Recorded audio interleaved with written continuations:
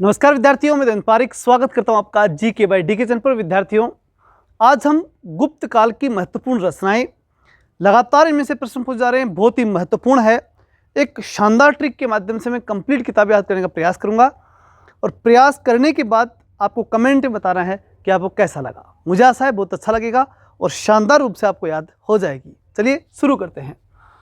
गुप्तकालीन साहित्यिक कृतियों की हम जब बात करें तो सबसे पहले किरातार्जुनीयम भारवी। हालांकि मैंने इसमें कालिदास की काउंट नहीं की, क्योंकि इससे पहले की कालिदास और अन्य रचनाएं जो हैं, जो यहाँ नहीं बताई हैं, वो सारी मैं पढ़ा चुका हूँ। ठीक है ना, जो बच गई वो है लेकिन महत्वपूर्ण है। कालिदास की इससे पिछले वीडियो में आप जा सकते हैं और वहाँ देख सकते हैं। इसके लिए मैं लिंक डिस्क्रिप्शन में दे दूंगा। चलिए देखते हैं किरातार्जुनीयम भारवी। देखिए अर्जुन ने क्या किया, धरती का भार उठाया, तो भारवी। ठीक। दूसरा मृत्स्य कटिकम। जब पहले के समय में, आजकल तो होता नहीं है कि कोई व्यक्ति जैसा जाति में है वैसा ही कार्य करेगा, लेकिन पहले मछलियों को काटने का काम मृत्स्य कटिकम कौन करते थे? शूद्र करते थे, जो समाज में उनको शूद्र के रूप में माना जाता था। ठीक है। बात देवी चंद्रगुप्तम विशाखदत्त।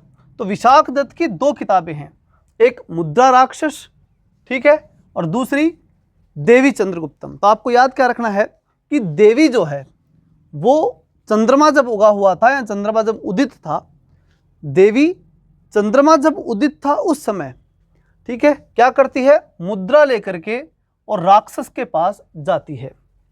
ठीक, समझ में आ रही बात? देवी चंद्रमा उदय होते ही मुद्रा लेकर राक्षस के पास जाती है, यानी राक्षस को खत्म करने के लिए जाती है देवी। अब राक्षस है कहाँ? विशाखदत्त विशाल शाखा के ऊपर बैठा हुआ है। याद रह जाएगा आसानी से, एक बार और देख लो। देवी चंद्रमा उदय होते ही मुद्रा लेकर राक्षस के पास जाती है। राक्षस बैठा हुआ कहाँ है? विशाल शाखा पर बैठा हुआ है, यानी विशाखदत्त। क्लियर है? दोनों किताबें याद हुई होंगी। उसके बाद वृहत संहिता वराहमिहिर। वृहत संहिता मतलब बहुत बड़ी। ठीक, वृहत यानी बड़ी संहिता। और वृहत कौन होता है? वराह है, सुअर भी बड़ा होता है।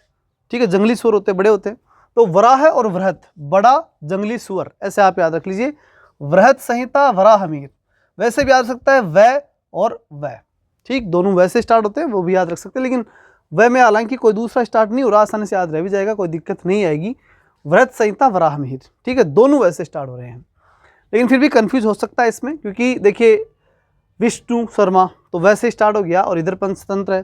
तो ऐसा काम नहीं करें, सीधी समझ के आधार पर ही विकसित करें। ट्रिक भी समझ पर आधारित होनी चाहिए। तो वृहत संहिता वराहमिहिर, तो वृहत यानी बड़ा, कौन? वराह है बड़ा। फिर महायान सूत्र अलंकार। महायान जब बहुत बड़ा यान होता है ना, उसके साथ नहीं चला जाता, क्योंकि वो यान है, उड़ेगा, उड़ जाने दो उसको, बहुत बड़े के साथ जाने की कोशिश नहीं करनी चाहिए। तो महायान के असंग, असंग, संग नहीं जाना चाहिए। महायान सूत्र अलंकार असंग। ठीक है। पंचतंत्र विष्णु शर्मा।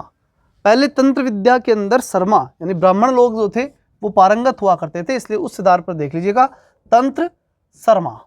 ठीक है ना, विष्णु शर्मा पंचतंत्र। वैसे भी ये काफ़ी फेमस बुक है, याद होगी शायद। स्वप्न वासव दत्तम, प्रतिज्ञा योगेंद्रायण और चारु दत्तम, तीनों किताबें संस्कृत में बहुत ही शानदार हैं, ध्यान से समझना। तीनों भास की है। याद कैसे रहेगा कि चारु दत्तम यानी जो चरने में फेमस था ना, जो खूब खाने वाला है, वो चारु। स्वप्न वासव दत्तम, सपने में भी क्या लेता है? प्रतिज्ञा। चरने वाला यानी बहुत ज्यादा खाने वाला व्यक्ति स्वप्ने में भी प्रतिज्ञा लेता है, लेकिन उसका पालन वो कभी भी नहीं कर पाता, इसीलिए वो ज्यादा मोटा होता चला जाता है, क्योंकि उसको उस बात का सिर्फ आभास होता है। क्या होता है? आभास, वास्तव में नहीं करता। तो भास, तीनों किताबें किसकी हो गई? भास की। तो आभास किस बात का? स्वप्ने में। वह स्वप्न में तो आभास ही होता है। तो स्वप्न में चारु को, चढ़ने वाले को प्रतिज्ञा का आभास रहता है। भास यानी आभास रहता है, लेकिन क्या करता है? जो चढ़ने वाला है वो क्या करता है? फिर भी जो है बहुत ज़्यादा चढ़ता रहता है। उसके बाद में आ जाते हैं कामसूत्र वात्स्ययन। ये काफ़ी फेमस है, याद रह जाएगी आपको वैसे ही, कामसूत्र वात्स्ययन। ठीक है, वात्स्ययन ने दो किताब लिखी थी। जो व्यक्ति अपने काम से न्याय रखेगा उसी की बात होगी, उसी की क्या होगी? बात, और बाकी किसी की बात नहीं होती। बात एक ही होती है, जो काम के साथ क्या करे? न्याय। तो कामसूत्र और न्याय भाष्य वात्स्ययन। उसके बाद अमरकोश, अमरकोश की अमर सिंह की हो ही गई, कोई दिक्कत है नहीं। चंद्र व्याकरण चंद्रगोमित, ठीक है, ये तो चंद्रमा का चंद्रमा याद रख लेना, इसमें तो कोई कंफ्यूजन करने की जरूरत नहीं है। शुरुआत में चंद्र किसी से स्टार्ट नहीं होता, इसी से स्टार्ट होता है। चंद्र व्याकरण चंद्रगोमित।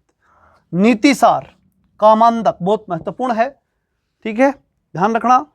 नीति का सार जो है वो काम को मंद करने वाला, कामांधक, काम को मंद में धीरे काम करने वाला व्यक्ति वो नीति के सार को नहीं समझ सकता, ठीक है। तो नीति सार कामांधक, काम को मंद करने वाला क्या नहीं समझ सकता, नीति के सार को नहीं समझ सकता। ये थी महत्वपूर्ण क्लास, ठीक है। मिलते हैं नेक्स्ट वीडियो में, तब तक के लिए जय हिंद जय भारत।